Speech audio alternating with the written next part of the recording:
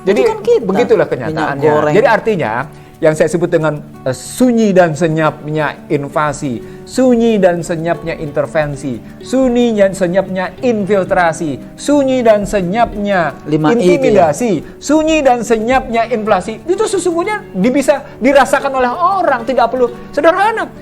Ketika kita bicara, beras naik juga, cabai tidak terkendali, bawang berantakan, harga minyak naik, itu yang namanya silent invasion gitu loh. Ini dalam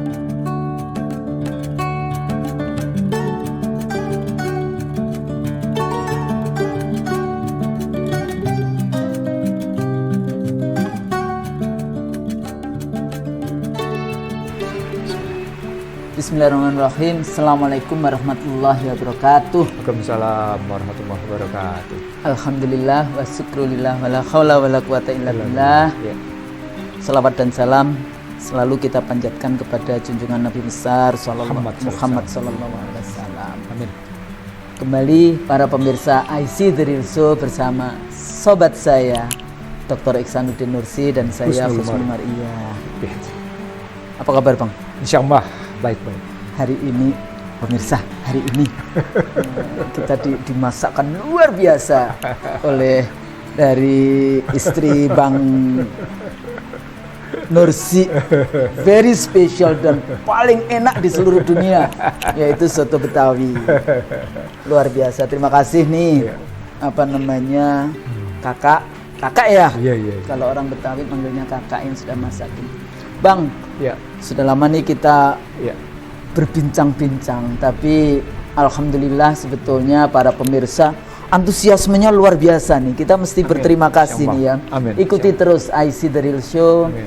Mudah-mudahan niat kita adalah ya, mudah-mudahan kita bisa menyampaikan ilmu-ilmu yang dimiliki oleh Bang Nursi ini. Jadi bahasa saya mendokumentasikan pikiran-pikirannya Bang Nursi ini. Jadi harus digali ini.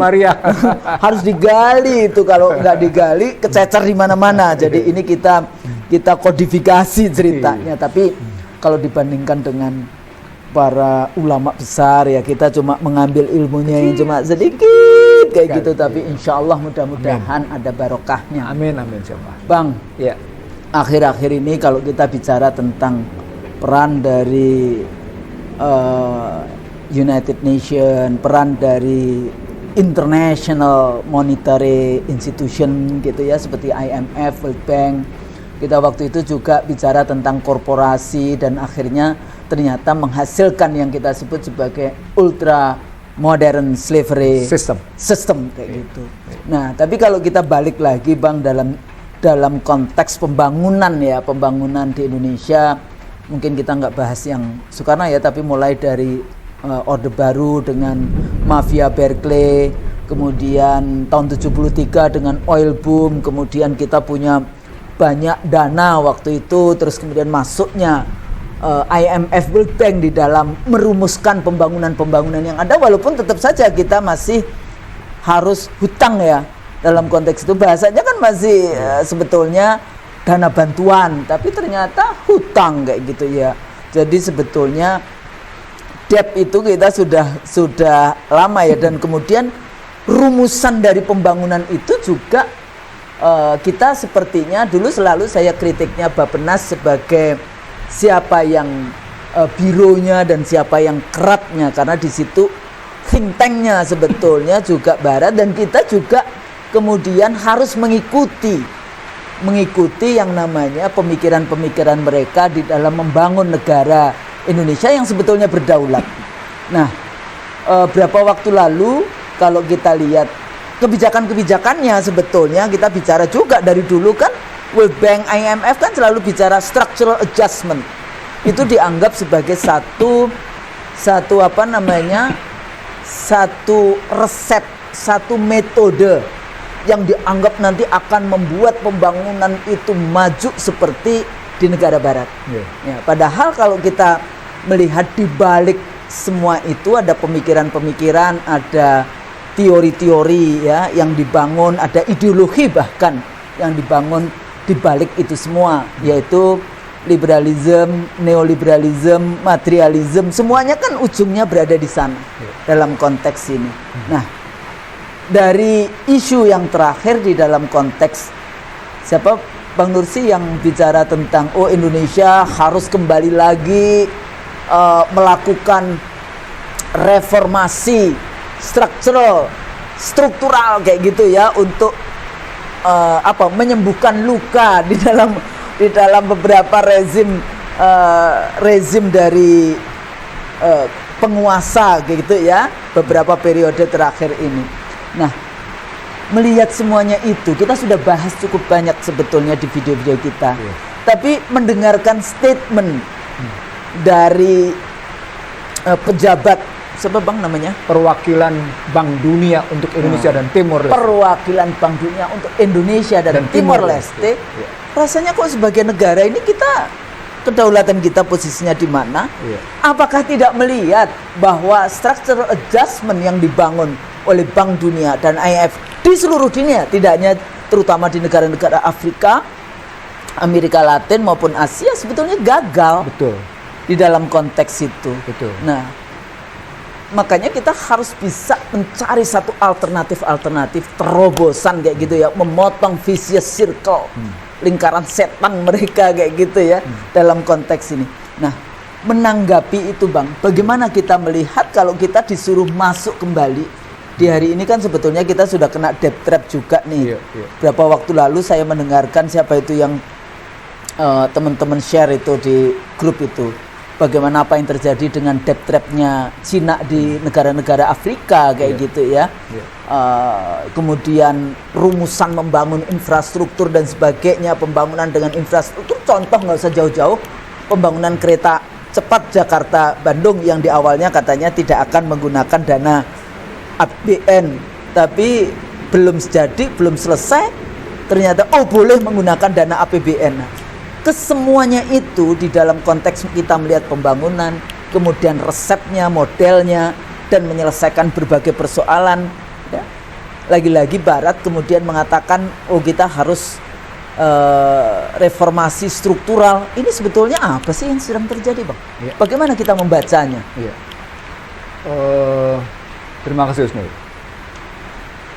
Saya sebulan lalu dapat kiriman tulisan dari seorang intelektual di Afrika.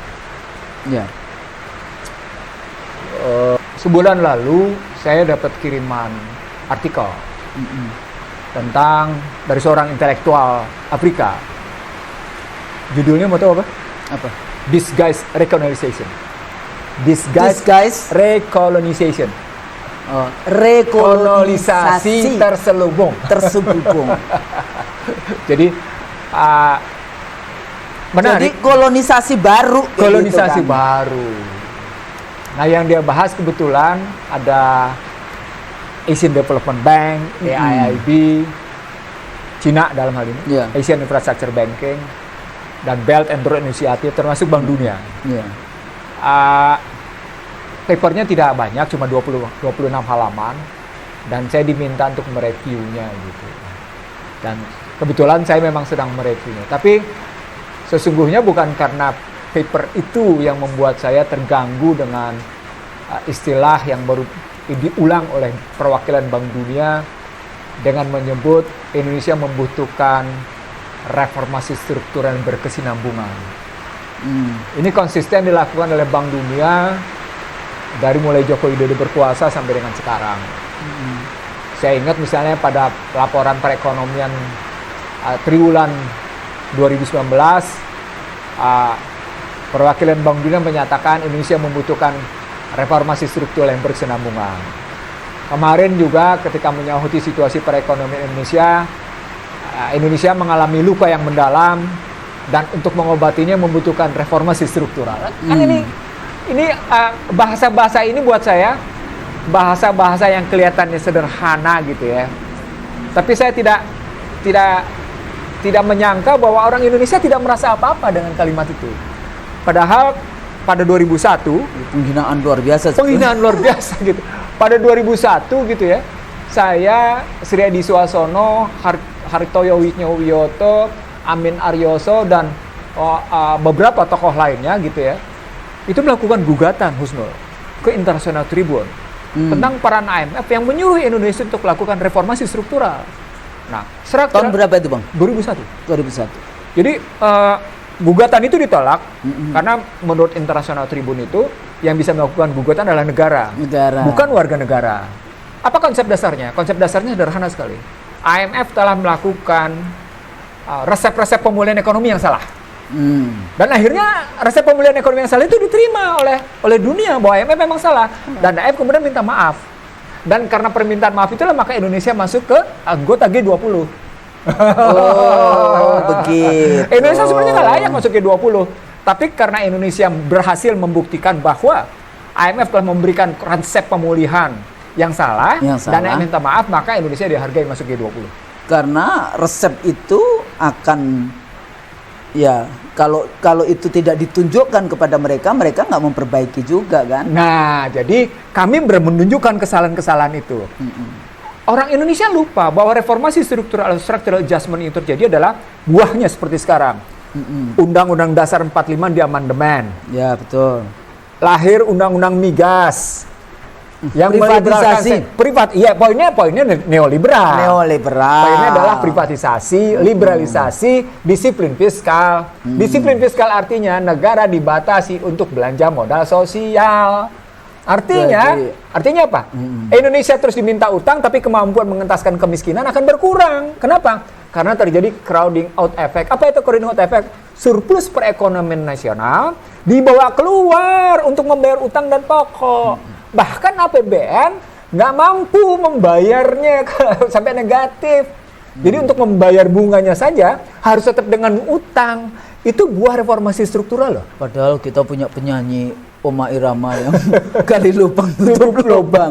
Jadi increase privatization, liberating trade, dan disiplin fiskal. Dan kalau foreign investment di mana posisinya? Ya itu tadi liberalisasi. Oh, liberalisasi itu foreign investment. Foreign direct investment kan dari situ. Nanti ketemu nih Husnul, kenapa kita menggunakannya ultra? Karena orang Indonesia tidak sadar bahwa yang disebut dengan disiplin fiskal adalah membatasi peran negara dalam rangka belanja modal, belanja sosial. Membatasi di mana? Tadi defisit anggaran tidak boleh lebih besar dari PDB, 3% terhadap PDB. Itu disiplin fiskal namanya. Padahal di situ negara sedang dibatasi untuk belanja modal sosial gitu motifnya.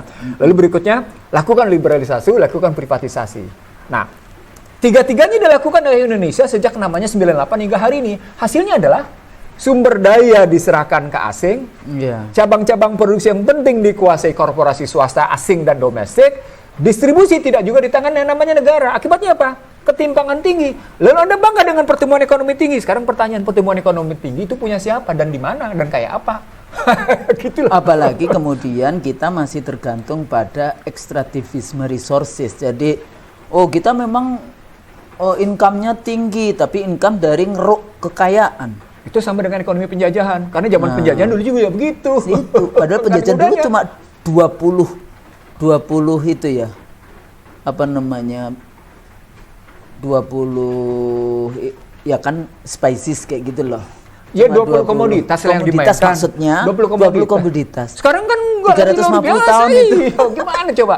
Itu pernah saya tanyakan sekarang juga pada dibuka selebar-lebarnya di atas 20 sebetulnya komoditinya. Ya, hal yang kedua Husnul, kalau kita lihat dari konsep reformasi struktural yang hasilnya kayak gini, hal yang kedua yang menyedihkan selain tadi kemudian kita makin terpuruk makin dalam gitu yang menyedihkan.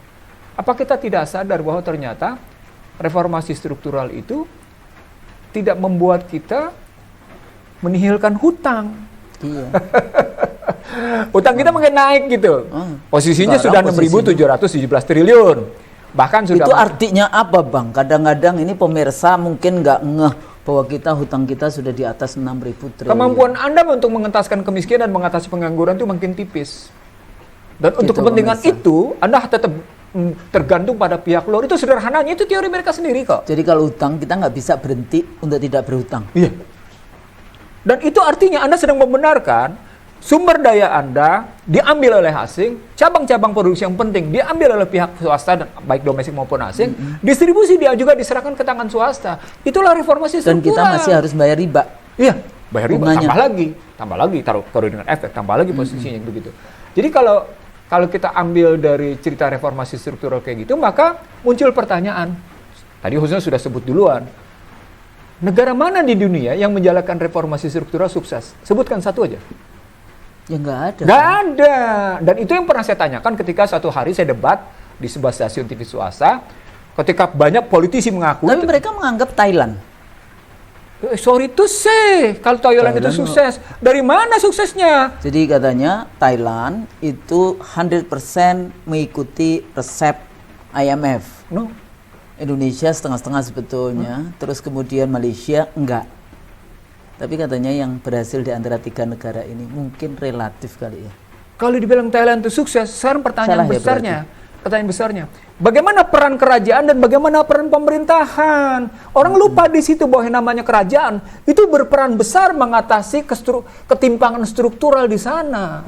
Sampai mereka mengubah yang namanya agriculture business menjadi sebuah agriculture industrial. Industri. Dan halal food. Iya, itu mereka lupa tuh Pak, dalam konstruksi kayak gitu-gitu. Apa itu datang dari konsep IMF? Bukan. Halal food Karena itu IMF, cucunya Ahmad Dahlan.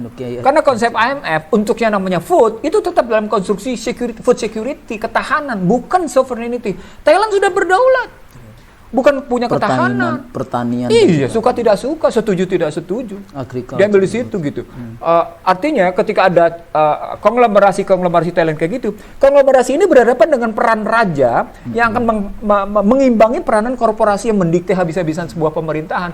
Ketemulah konsep Taksin kenapa ditolak. Taksinian. Iya, ketemulah kemudian siapa yang perempuan tuh yang ininya juga Taksin. Iya. Itu juga ditolak. Iya, itu juga ditolak. Maka militer melakukan kudeta, gitu. Ada sampai akhirnya demo kuning habis-habisan, gitu loh. Itu karena memang terjadi keributan dalam kerakyatan. Itu juga terjadi di Venezuela. Venezuela ya. Itu terjadi di Venezuela. Ya, bagaimana? Venezuela terakhir ini. Iya, bagaimana ngelihatnya? Jadi artinya kalau ditanya bagaimana Thailand, nggak bisa, kita nggak bisa ngelihat konsep IMF, World Bank atau WTO diaplikasikan di Thailand, nggak bisa. Tapi mereka itu berhasil, IMF dan World Bank-nya yang berhasil. Apa? Merampokkan. Maksudnya eksploitasi on the long parlong. Itu kan modal penjajahan yang saya bilang kepada Agus Martowardoyo ketika dia jadi gubernur Indonesia. Anda saya bilang bangga melaporkan kita mengekspor barang mentah. Dari zaman penjajahan saya bilang ekspor kita barang mentah.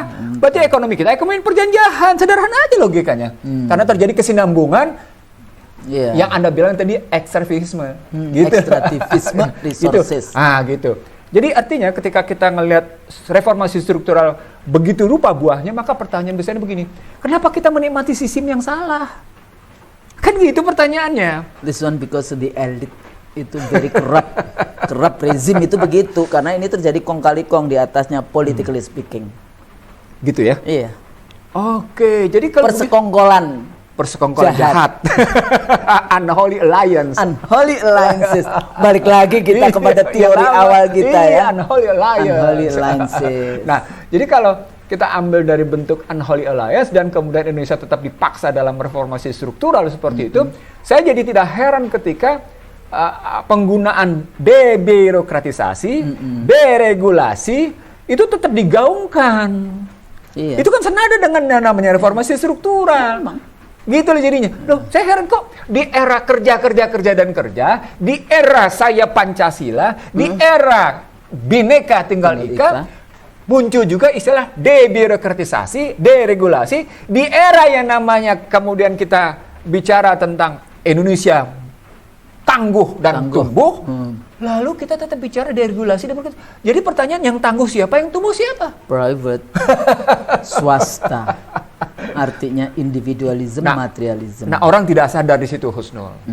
Betapa pentingnya menarik relasi satu peristiwa gitu ya, dalam konstruksi pakai teori sosiologi nih. Ya. Bagaimana kita mengkonstruk sebuah kondisi gitu ya, dan ternyata kita dapat, oh iya, ini ternyata konstruksinya ada kesinambungan antara peristiwa lama dengan peristiwa sekarang, cuma dimainkan dalam sebuah tematik yang lebih soft kelihatannya dan seolah-olah orang Indonesia lupa. Tapi sebetulnya diksinya juga diksi lama. Iya, betul. Structural adjustment itu kan dari tahun 70-an mereka memang sudah lakukan muncul. Itu. Iya. Kayak gitu Iya. kan. Tapi kenapa diangkat lagi di era berapa puluh tahun berikutnya? Karena mereka merasa 50 tahun berikutnya. Karena mereka merasa sudah berhasil merontokkan Uni Soviet. sudah I merasa see. melakukan Cekoslovakia, sudah berhasil merontokkannya namanya tembok Berlin, sudah berhasil merontokkan Polandia, sehingga mereka merasa reformasi struktural wajib berkesinambungan. Disitulah kemenangan kapitalisme mereka ngelihatnya. Gitu. Jadi itu kapitalisme dianggapnya. Padahal dulu kan Marx melihat kapitalisme akan Rontok. mati Iya. gitu ya. Diperpanjang dengan kolonialisme. Oh, iya. Kolonialisme, kemudian ada Perang Dunia Kedua, Iya. kemerdekaan, nationalism kan, Iya, iya. masuk kemerdekaan. Terus mereka sebelum itu Perang Dunia Pertama yang kemudian bikin IMF, World Bank, United Nations dan sebagainya. Sebetulnya ya mereka cuma melanjutkan model kolonialisme Kolonialisasi. dengan neokolonialisme atau yang tadi ultra apa bang? Hutan neoliberal Ya, system. itu ultra liberal itu kan ideologinya, Iya. tapi modelnya sebetulnya kolonialisme untuk keuntungan kelompok kecil kapitalisme, kapitalis di Barat sebetulnya. Iya. Dan dia tidak bisa bekerja sendiri tanpa kemudian dia harus bersekongkol itu tadi unholy alliances-nya dengan local elite di negara kita. Jadi itu sebetulnya suksesnya mereka karena di dalam konteks konstitusi sebenarnya ya pengkhianatan itu. Nah, ketika Anda sampai pada di situ, muncul pertanyaan. Ini risetnya menarik, Husnul. Oke, gimana? Siapa pihak-pihak yang diajak bekerja sama di domestik, gitu kan? Ya, Ah. kan larinya kan domestik, dia kan nggak bisa bekerja sendiri, dia harus punya yang namanya boneka kan. Iya, ada 5, Husnul. Siapa aja itu, Bang? Yang pertama, kalangan politisi. Politisi, Ya, pertama, media. ya, yang pertama kalangan politisi. Yang kedua, kalangan akademisi yang menjadi teknokrat. Jadi akademisinya dididik dulu nih. Dididik dulu. Didik dulu, lalu kemudian didatangkan, lalu kemudian menjadi teknokrat. Yang ketiga, kalangan birokrat. Birokrat. Yang keempat, kalangan TNI dan Polri istilah kita. Jadi ya, istilahnya kalangan penegak hukum istilahnya di situ ya. TNI dan Polri. Yang terakhir tahu siapa? Pengusaha. Oh iya, Ada karena dia diuntungkan. Iya, diuntungkan. Jadi Privatization itu kan nantinya dia maka selalu ada gaungan soal import dan import. Iya. Itu masuknya perdagangan bebas sebagai aplikasi dari liberalisasi. dia bisa jadi komprador juga dalam konteks itu. Lima-limanya tuh masuk dalam kategori Komprador. iya gitu. Jadi dalam ini risetnya Iya. dan ini bukan baru Husnul risetnya. Enggak, Sehingga ketika kajiannya berjudul apa? Neoliberal Path. Judulnya gitu. Path. Jadi jalur neoliberal. jalan neoliberal. Ya gitu. Jadi itu dibuat itu dan dibikin studinya Husnul. Ada studinya. Kalau nanti mudah-mudahan saya bisa menampilkan gitu bagaimana neoliberal path ini gitu ya, itu tampak gitu. Nah, yang saya mau sampaikan lebih lanjut ke dalam reformasi struktural yang dijalankan seperti ini, hasilnya adalah sesungguhnya seperti yang terjadi di Amerika, Husnul. Apa yang disebut oleh Stiglitz, apa yang disebut oleh yang namanya Thomas Piketty, apa yang disebut oleh yang namanya juga Robert J. Gordon. Iya, 1% menguasai 99%. Jadi kalau ada orang bilang makin timpang, jalur neoliberal path ini aplikasi dalam kenyataannya itu tidak pernah berhasil mengangkat harkat martabat kemanusiaan. Tidak pernah berhasil dia. Nah, dari konstruksi seperti itu muncul jadi loh kalau begitu kaum akademisi kita yang teknokrat menjadi birokrat gitu ya. Atau teknokrat kaum akademisi kita menjadi politisi. Atau katakan kaum akademisi kita yang masuk ke dalam kepengusahaan gitu, ke kewirausahaan. Ini ada di mana? Dalam bahasa yang lain, kalau begitu wiraswasta akademik kita di mana? Akademisi yang punya ketangguhan daya juang itu apa di mana gitu munculnya? Sebagai wujud bentuk perlawanan terhadap pola-pola pikir yang didiktekan ke Indonesia. Karena saya mau bilang begini Husnul. Model ultra neoliberal system ini pada hakikatnya adalah neocortex war dan proxy war. Nanti ketemu nih sama pembicaraan kita yang nanti yang kedua. Yeah. Tentang bagaimana Amerika ngebangun kerjasama dengan Indo-Pasifik, tapi tidak sekarang. Nah, kita bisa lihat di situ bahwa neocortex war dan proxy war itu sesungguhnya dengan menggunakan metode apa yang saya sebut sebagai symbolic torture, kekerasan simbolik. Ya, dalam konstruksi ekonomi seperti yang tadi disebut oleh Husnul sendiri, economic torture. Gitu loh. Jadi kalau ngomongin torture tidak hanya political torture, tapi juga ekonomi. kalau kita ngomongin keadilan juga tidak hanya keadilan politik tapi keadilan ekonomi itu juga harus tidak hanya social torture tapi economic torture. Ya. Mereka merasa itu kadang-kadang tidak dimasukkan di dalam diskursus yang ada, dianggap itu sah-sah saja. Kan gue mau kaya, ya kaya-kaya saja, itu hak saya, itu HAM kayak gitu kan. Simbolik torturnya apa? Apa itu? Hutang. Simbolik torturnya apa? Perdagangan bebas. Simbolik torturnya apa? Lalu dinas tenaga kerja bebas. Iya, tenaga kerja bebas. Perbankan bebas, keuangan bebas, perdagangan bebas, lalu dinas tenaga kerja bebas, teknologi bebas, dan seperti sekarang Anda bisa lihat di metaverse. Jadi sovereignty satu negara posisinya tergantung pada korporasi. Nah, kalau kita naikin lagi levelnya ke kondisi kekinian, itu nampak dari cerita bagaimana COVID-19 ke vaksin, lalu naik lagi berikutnya ke cryptocurrency, digital currency, naik berikutnya ke metaverse. Kelihatan di situ, Husnul. Ini yang kita sebut sebagai kemarin sebelumnya kudeta korporasi. Ini nggak bisa jalan, Husnul, tanpa yang namanya reformasi struktural. Gitu loh. Karena dia harus masuk di dalam struktur dari kekuasaan. Betul. Legitimate melalui MOU-nya, kemudian dengan dana-dana yang mereka bilang bantuan tapi itu hutang. Kemudian pathnya, jalurnya, jalannya, ya jadi arahnya itu mereka yang menentukan. Betul. Makanya masuk dia ke dalam struktur politik. Salah satu struktur masuk dalam struktur politik apa? Diubahlah dari multikameral menjadi bikameral. Itu struktur politik tuh. Ketemulah dalam sistem politik. Masuk di dalam sistem sosial, apa itu? Individualisme, liberalisme muncul habis-habisan. Semuanya. Gitu ya. Masuk dia namanya di hukum.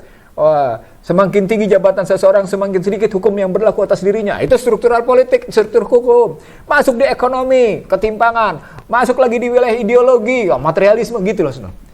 Nah, itu hanya bisa dijalankan dengan simbolik torture, dengan bahasa-bahasa. Ketika economic torture misalnya muncul, Anda akan merasa bangga dengan kebebasan berinvestasi. Anda akan merasa bangga dengan kebebasan perdagangan.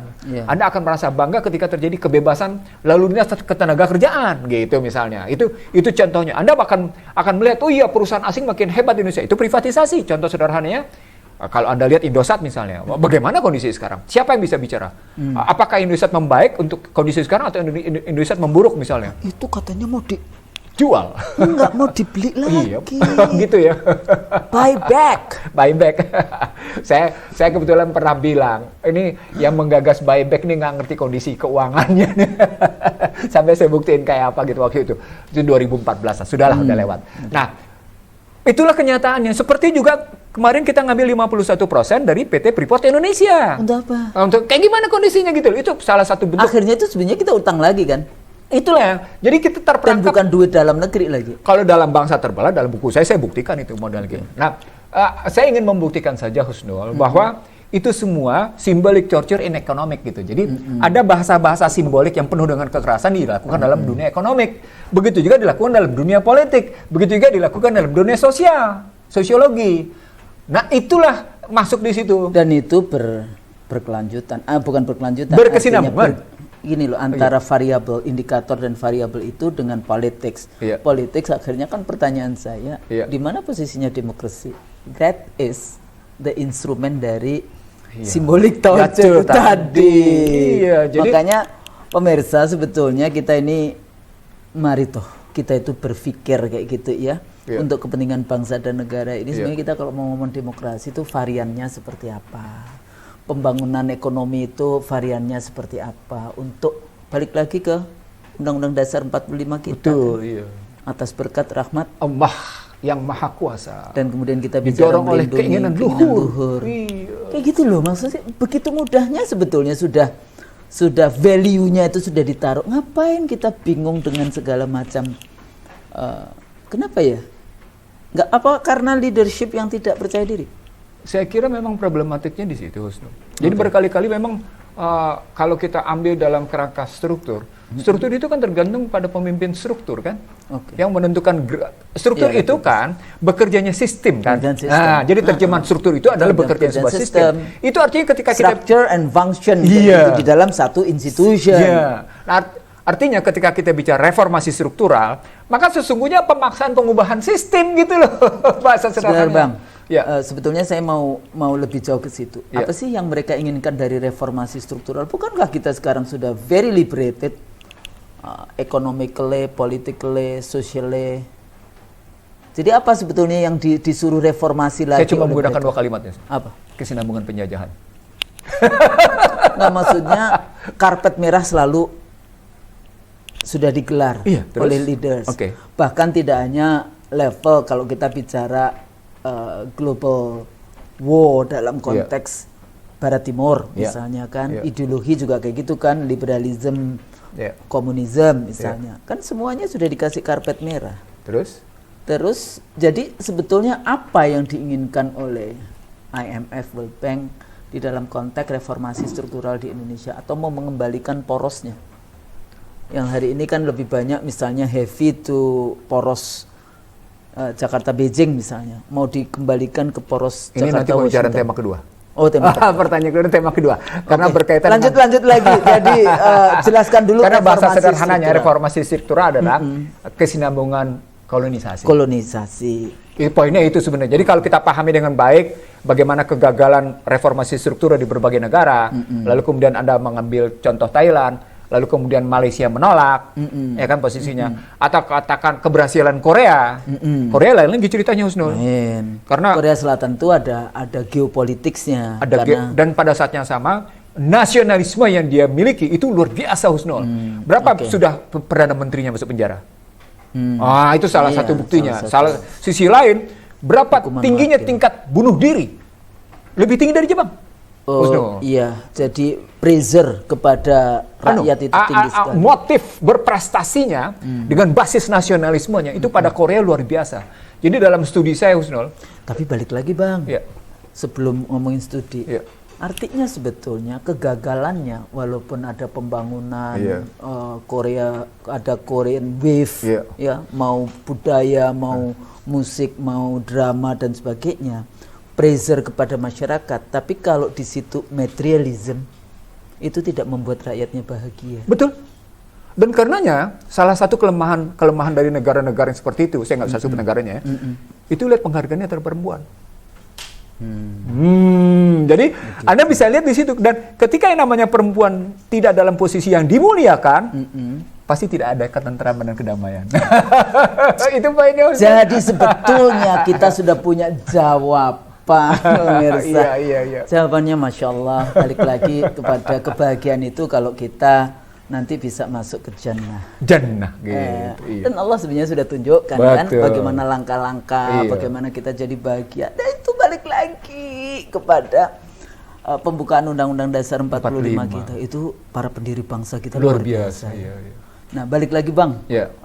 Jadi sebetulnya kalau kita merespons apa yang mereka mau dengan structural reformasi, Adjustment. structural Iya. adjustment yang ada ini, apalagi sebetulnya yang tersisa yang mereka inginkan?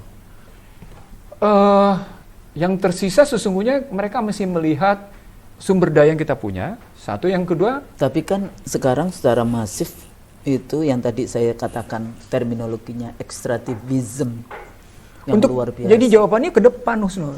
Bukan Oke. yang kondisi kekinian. Oke. Kondisi ke depan itu kripto. Oh, kripto. Nah, ini jelasin dong, Bang. Jadi artinya ketika nanti berlaku digital currency after COVID, after vaksin gitu ya, setelah vaksin ini, maka akan ada satu model ketertundukan pada sistem global lewat yang namanya cryptocurrency. Jadi instrumentasinya adalah seperti yang dibuat sekarang, bahwa COVID-19 adalah globalisasi, bahwa vaksin adalah globalisasi.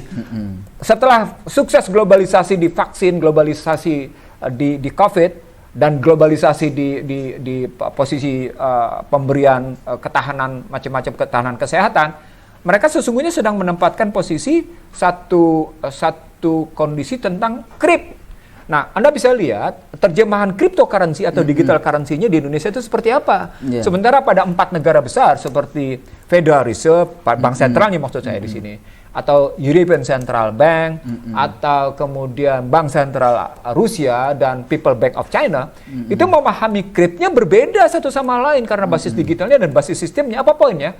Poinnya adalah tidak ingin berhadapan dengan atau tidak ingin menggunakan dolar sebagai senjata. Itulah yang kejadian di Turki. Ya. Itulah kejadian di beberapa negara ketika dolar digunakan sebagai senjata, negara itu pasti berantakan. Kemarin ini, including our own country. Iya. Masih itu 80-an ya. Kita itu dengan bahasannya begitu. Tetapi itu menjadi realitas bahwa ternyata dolar itu adalah senjata. Dolar itu adalah dolar Amerika. Itu adalah senjata. Anda bisa lihat bagaimana ketika Erdogan belum lama ini di demo untuk turun gitu. Oh, ternyata persoalan problemnya adalah jatuhnya lira. Dari $1 sampai 18,5 terus gitu, lalu kemudian turun dan akhirnya sekarang turun 12,7 menurut informasi yang saya dapat mutakhir gitu ya. Jadi tapi masyarakatnya tetap mempertahankan akhirnya Erdogan sendiri. Kenapa? Karena memang Erdogan menyatakan kalau Anda ingin mengambil keuntungan dengan membeli dolar, biarkan negara memberikan keuntungan pada Anda tapi tidak perlu membeli dolar. Sampai kayak gitu. Artinya ada kesadaran dari pemerintah politisi Turki, dalam hal ini adalah Erdogan di Erdogan. Lalu kemudian korporasinya, lalu kemudian masyarakatnya bahwa memang penggunaan dolar itu wajib dihindari. Ini yang dilakukan oleh Cina sejak 2016. Punya nggak di rumah dolar? Sampai dengan sekarang, alhamdulillah enggak. Saya juga. Tapi saya masih punya beberapa euro. Jadi receh tapi bukan. Nah, jadi euro, gitu. Artinya kalau kita mau lihat dari cerita pertarungan ini, krip ini tetap latar belakangnya nanti pada apa yang disebut dengan investor confidence. Karena dolar itu basisnya investor confidence, tidak berbasis emas. Walaupun berikutnya mereka tetap menyadarkan pada emas. Nah, sekarang pertanyaannya, kita pernah bicara uang dan uang. Iya, jadi pemirsa tolong kembali lagi ke video kita yang judulnya uang dan uang. Nah, motifnya kalau dilihat uang ini teorinya sederhana. Siapa sebenarnya pembentuk otoritas uang? Dan bagaimana uang dalam rangka mengatasi kehidupan? Ini kan bukan korporasi yang bisa menciptakan uang, negara kan? Lalu kemudian negara menciptakan uang untuk apa? Bagaimana kepentingannya? Lalu kalau kemudian untuk mengatasi kemiskinan, untuk mengatasi pengangguran, Anda menggunakan dolar, apa yang terjadi? Anda menyerahkan diri ke orang lain, gitu loh, Husnul. Hutang, padahal mereka juga dulu sempat kita bicara ya. Iya. Ternyata mereka juga cetak-cetak uang juga. Ya untuk apa kita hutang? Iya, untuk apa? Jadi artinya ketika pengambil keputusan kita tahu kayak gitu. Untuk apa hutang kalau bisa nyetak uang sendiri? Itu kan logikanya gitu loh. Jadi logika otoritasnya itu loh yang harus dipakai dan kemudian kedaulatan kan sebetulnya. Iya, betul. Jadi artinya ketika kita balik dalam kerangka reformasi struktural tadi, kita balikin lagi ke situ ya. Mestinya balik dong ke dalam struktur siapa sesungguhnya pemegang kedaulatan. Di negeri sendiri itu siapa? Apa dolar? Apa rupiah? Gitu berpikirnya. Sampai kemarin waktu itu kita harus, kalau Cina apa? Yuan renminbi. Kenapa? Itu gimana posisinya? Kontestasinya mesti dilihat di special drawing rights, mata uang IMF. Kalau di mata uang IMF, yuan renminbi itu nilainya 10,11%. Nah, 4 mata uang lainnya penentunya adalah Amerika, US dollar, ya, European Central Bank, pound sterling dan yen. Penentunya itu. Nah, itu makin tinggi adalah Amerika dan mereka bilang, petinggi-petinggi Partai Republik bilang nggak usah khawatir, dolar itu masih dipakai di pasar uang, di surat utang, di pasar modal, di transaksi perdagangan, nggak usah khawatir, masih 60%. Apa artinya? Dolar bisa memukul uang Anda sampai akhirnya terjadi inflasi dan akibatnya apa? Masyarakat marah. Terjadi rumus. Uang itu berhubungan dengan yang namanya inflasi dan suku bunga. Ketika Anda punya ketergantungan tinggi pada impor, hati-hati. Anda bisa diintimidasi. Disitulah sesungguhnya, di balik bahasa reformasi struktural, sesungguhnya sudah terjadi apa yang disebut dengan silent invasion. Silent infiltration. Nah, gitulah. Itu udah silent. Silent. Dikeluarin sedikit-sedikit aja. Iya. Reformasi struktural padahal udah jalan. silent intervention, silent invasion, itu sudah terjadi pelan-pelan. Kemudian dengan permainan inflasi, sebelum sampai inflasi, Anda sudah ditakut-takuti, silent intimidation. Itu sudah terjadi. Jadi ada penyusupan, ada kesenyapan. Kesenyapan invasi, kesenyapan intervensi, kesenyapan intimidasi yang saya sebut sebagai simbolik torture. Lalu berikutnya adalah, diam-diam kita tidak pernah bisa mengendalikan harga dalam negeri. Contoh sekarang, harga minyak siapa yang tidak ngeluh? Minyak goreng. Ya coba. Allah, kalau ibu-ibu nih, bapak-bapak nggak tahu tuh nggak ya. tahu, iya. Kalau ibu-ibu ini sudah pada tiap Teriak, hari, iya. pada teriak gitu. Oh, gitu, coba.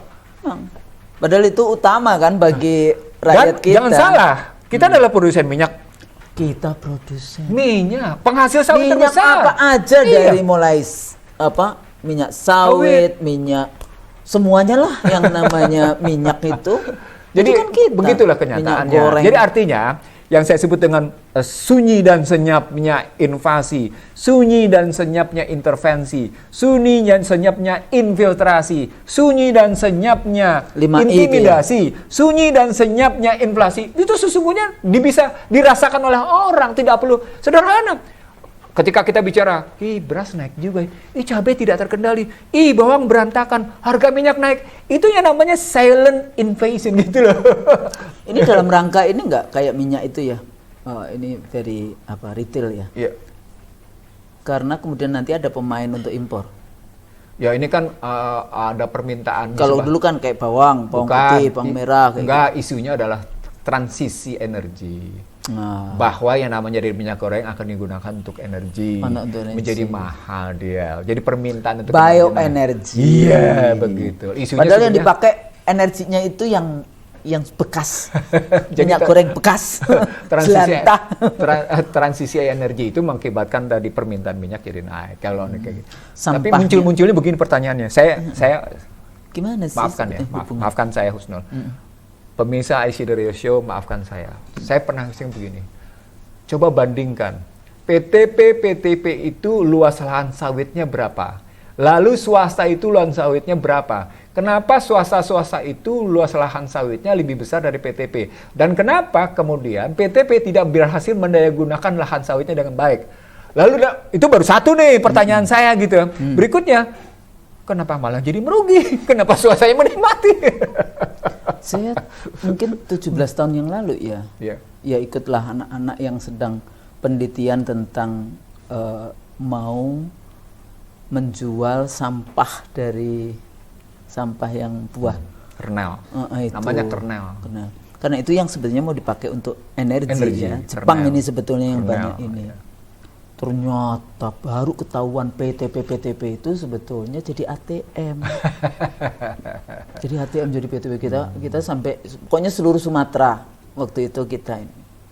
Oh, ternyata begitu bagaimana mereka itu ya. Nah, tadi yang luasnya dan sebagainya kenapa enggak? Ya ini tapi sebetulnya itu kebobrokan yang ada di dalam konteks yang BUMN ya dibangkrutkan kemudian dijual atau enggak yang bagus justru dijual. Dulu kan zaman Soeharto ada tuh yang bagus-bagus malah dijual kayak gitu ya. Nah ini sebetulnya gimana sih cara kerjanya?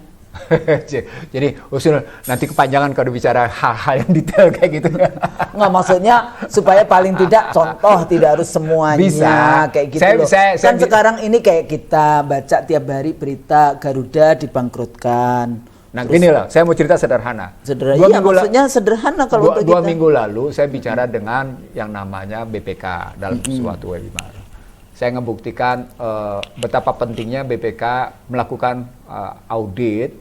Itu bukan sekedar general and special audit, tapi audit dengan tujuan tertentu, dengan cara investigasi atau dengan cara merujuk pada kepatuhan dan kepatuhan, baik pada sumber daya produksi maupun distribusi, menyangkut aset negara gitu. Nah, kalau khusus sampai di situ, salah satu pertanyaan begini. Kenapa BPK misalnya katakan ini contohnya sampai akhirnya BPK sendiri bertanya kepada saya, kok bisa ya pada satu kasus di Pelino 2 seorang hakim menyatakan Lino tidak berniat jahat gitu. Padahal BPK sudah punya audit gimana gitu. Satu contohnya. Contoh lagi, kok bisa ya pemerintah diam saja ketika perusahaan-perusahaan asing melakukan strategic transfer pricing misalnya. Sebetulnya tidak punya niat jahat itu kan mestinya yang keluar harusnya yang baik-baik dong. Iya, ternyata jahat.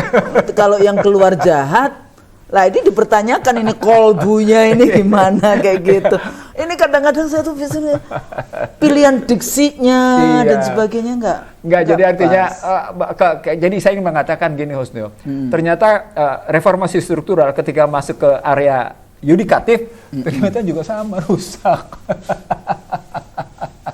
Bang, tapi bukan hanya legislatif, bukan hanya eksekutif, tapi termasuk juga ternyata ke yudikatif gimana.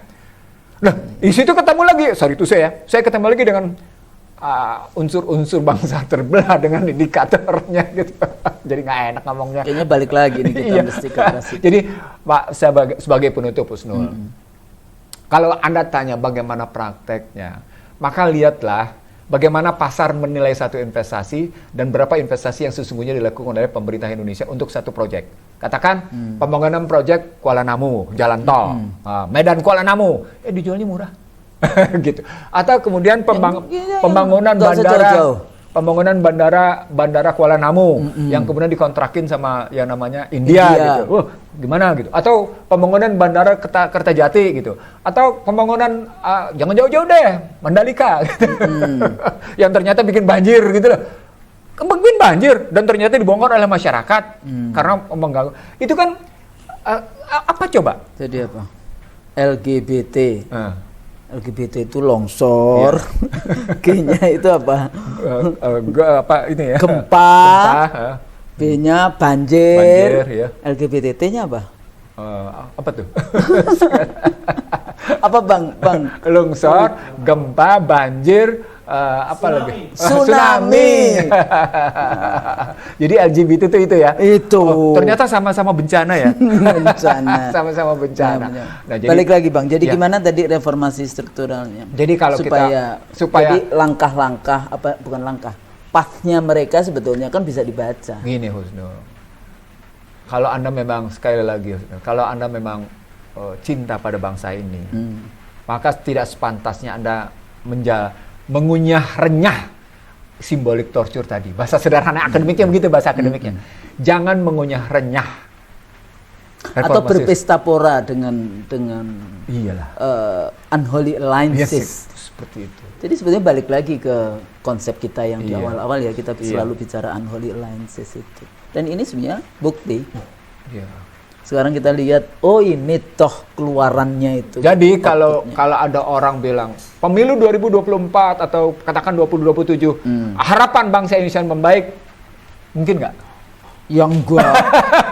Terima kasih Anda sudah menjawab dengan baik Husnul. Jauh kalau kemudian para aktornya ya dan sistemnya seperti ini. Tapi kita kemudian tidak boleh berputus asa. Nggak boleh. Sebagai orang yang beragama kita tidak boleh berputus asa. Baik. Tadi juga pemirsa di awal-awal kita dengar ya ada suara hujan. Insya Allah. Jadi kita juga nggak boleh berputus asa dengan hujan. Ya, makanya kan kita disuruh berdoa itu Allahumma shayyiban nafi'an. Mudah-mudahan kita diberi hujan yang bermanfaat. Dan dalam sistem politik ekonomi yang seperti ini, mudah-mudahan ini juga lahan apa? Lahan beribadah. Betul. Lahan untuk kita memperjuangkan keadilan bagi apa bahasa konstitusinya? Semua warga negara punya hak yang sama untuk apa? Di depan hukum dan pemerintahan. Enggak, yang Bang Nursi yang selalu segenap bilang. Tumpah darah bangsa Indonesia. Bukan itu Bang, yang punya hak yang sama untuk hidup. Oh, tiap warga negara berhak atas pekerjaan dan penghidupan yang layak bagi kemanusiaan. Nah, kebijakan-kebijakan yang tadi dijelaskan reformasi struktural dan sebagainya itu mengakibatkan gap. Iya. Atau tepatnya tidak terselenggaranya perintah itu tadi. Ya. Penghidupan yang layak artinya ada pekerjaan, ternyata pekerjaannya tidak disediakan untuk anak bangsanya sendiri dan sebagainya. Penghidupan yang layak bagi kemanusiaan puncaknya apa? Apa? Tingginya harkat martabat bangsa. Puncaknya lagi apa? Tidak tergadaikannya perekonomian bangsa. Gitu. Jadi sebetulnya balik lagi video kita ya, Iya. teman-teman dari para pemirsa IC Show, memang ada saling bertautan Iya. gitu. Jadi kembali lagi nanti dilihat uang tadi, terus kemudian kita banyak sudah bahas tentang unholy alliances. Iya. Mudah-mudahan apa yang kita bahas hari ini, walaupun nanti masih ada ya lebih detail lagi, Iya. berikutnya kita akan bahas yang lebih Aplikasi praktikal. di politik. Aplikasi ya di dalam konteks itu. Iya. Mudah-mudahan apa yang kita sampaikan ini bermanfaat ya, Amin. Bang Nursi, Iya. bermanfaat untuk semua pemirsa IC Show. Iya. Kalau itu baik, insya Allah itu dari Allah, Amin. gitu ya. Dan yang kalau salah-salah itu dari kita Amin. manusia. Iya. Jadi kita selalu mohon maaf. Amin. Ya. Sampai di sini kita nanti lanjutkan dengan tema-tema video berikutnya dan selalu ikuti IC Show. Kadang-kadang Mas Haji, saya itu malu juga kalau harus subscribe ya, atau nggak usah subscribe, nggak usah, tapi dengarkan, Iya. ya kan? Iya. Ikuti, dengarkan, cerdaskan Iya. diri kita Iya. yang mengikuti. Mudah-mudahan mudah mengikuti diskusi kita, Iya, iya. karena biasanya saya juga baca komentar bahasanya susah. Tapi mudah-mudahan Bismillah supaya dimudahkan untuk mengikuti. Memahami. Karena insya Allah memang ini untuk kecerdasan, mencerdaskan kita, Kehidupan bangsa dan negara. kehidupan bangsa. Saya pikir di situ, Amin. Bang Nursi. Amin. Sampai di sini. Assalamualaikum warahmatullahi wabarakatuh. Waalaikumsalam.